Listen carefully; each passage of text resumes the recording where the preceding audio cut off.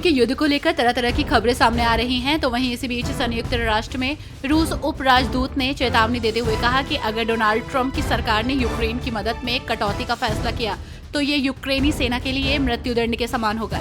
रूस ने यूक्रेन पर नाटो देशों को रूस के खिलाफ भड़काने और संघर्ष में शामिल करने की कोशिश करने का भी आरोप लगाया। अमेरिका में चुनावी नतीजों के आने के बाद से सियासी पारा हाई हो गया है। वहीं इसी बीच डोनाल्ड ट्रंप के कैबिनेट और प्रशासन के कई लोगों को बम धमाके कर निशाना बनाने की धमकी मिली है। सरकार की प्रवक्ता कैरोलिन लेविट ने एक बयान में कहा है कि धमकियां बुधवार सुबह दी गई। धमकियां मिलने के बाद सुरक्षा एजेंसियां सतर्क हो गई हैं। इस तरह की स्थितियों से निपटने के लिए सभी जरूरी उपाय किए गए हैं। पाकिस्तान में इमरान खान की रिहाई को लेकर हुए प्रदर्शन में नया मोड़ आया है। दरअसल प्रदर्शन कर रहे पीटीआई समर्थकों पर अधिकारियों ने कार्रवाई की। इस दौरान 4 लोगों की मौत हो गई है। तो वहीं इसके बाद पाकिस्तान में शांतिपूर्ण प्रदर्शनकारियों की हत्याओं को छुपाने के प्रयास की रिपोर्ट के बाद एक भारतीय अमेरिकी कांग्रेसी ने बड़ा कदम उठाया। इसके तहत पाकिस्तान के वरिष्ठ अधिकारियों के वीजा पर प्रतिबंध लगाने और उनकी संपत्ति जब्त करने की मांग की है। इजराइल इंटरनेशनल क्रिमिनल कोर्ट द्वारा राष्ट्रपति बेंजामिन और पूर्व रक्षा मंत्री योव गैलेट के खिलाफ जारी किए गए गिरफ्तारी वारंट को निराधार बताया है। इजराइल ने इंटरनेशनल क्रिमिनल कोर्ट से कहा कि वो बेंजामिन और पूर्व रक्षा मंत्री योव गैलेट के गिरफ्तारी वारंट के खिलाफ अपील करेगा। इसकी जानकारी पीएम ने अपने सोशल मीडिया प्लेटफॉर्म एक्स पर पोस्ट कर दी है। बांग्लादेश की पूर्व प्रधानमंत्री खालिदा जिया अमेरिकी दूतावास पहुंची और अपने वीजा आवेदन की प्रक्रिया पूरी की।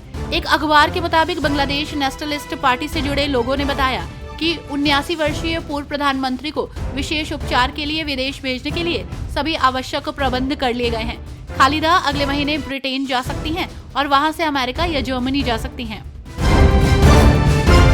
अंतर्राष्ट्रीय अपराध न्यायालय के अभियोजक करीम खान ने बुधवार को म्यांमार के सैन्य शासक मिन आंग लेइंग के खिलाफ गिरफ्तारी वारंट की मांग की। उन पर 2017 में रोहिंग्या मुसलमानों के खिलाफ की गई बर्बर कार्रवाई में भूमिका निभाने का आरोप है। म्यांमार के सैन्य अभियान के कारण करीब 7 लाख रोहिंग्या लोग बांग्लादेश भागने पर मजबूर हो गए थे। नवनिर्वाचित राष्ट्रपति डोनाल्ड ट्रंप ने हाल ही में ऐलान किया था कि टेस्ला सीईओ सरकारी दक्षता विभाग के सह अध्यक्ष होंगे। ऐसे में मस्क ने बतौर सह अध्यक्ष बड़े पैमाने पर छटनी का सुझाव दिया। उनका मानना है कि सार्वजनिक रूप से फर्जी नौकरियां और एक्स पर संबंधित संघीय कर्मचारियों की पहचान कर रहे हैं। ऐसे में नाम सामने आने के बाद इन कर्मचारियों को काफी नफरत भरे संदेश मिल रहे हैं।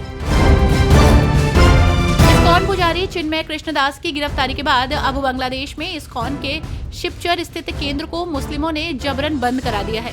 यही नहीं, इस्कॉन के श्रद्धालुओं को सेना के जवान अपने वाहन में भरकर ले गए।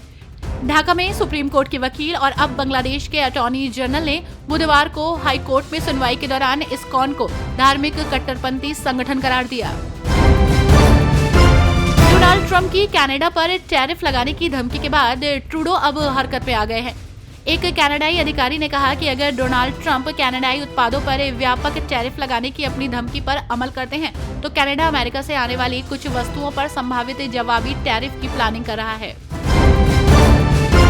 राष्ट्रपति जो बाइडेन का प्रशासन यूक्रेन से आग्रह कर रहा है कि वो अपनी सेना का आकार शीघ्र बढ़ाए। इसके लिए व्हाइट हाउस ने कहा है कि यूक्रेन अधिक सैनिकों की भर्ती करे और अपने कानूनों में सुधार करे ताकि 18 वर्ष के किशोरों को भी सेना में भर्ती किया जा सके। बाइडेन प्रशासक के एक वरिष्ठ अधिकारी द्वारा कहा गया है कि डेमोक्रेटिक प्रशासन चाहता है कि यूक्रेन सेना में शामिल होने की मौजूदा उम्र 25 से घटाकर 18 कर दे। यूक्रेन की स्थिति का शुद्ध गणित अब ये है कि उसे लड़ाई में अधिक सैनिकों की आवश्यकता है।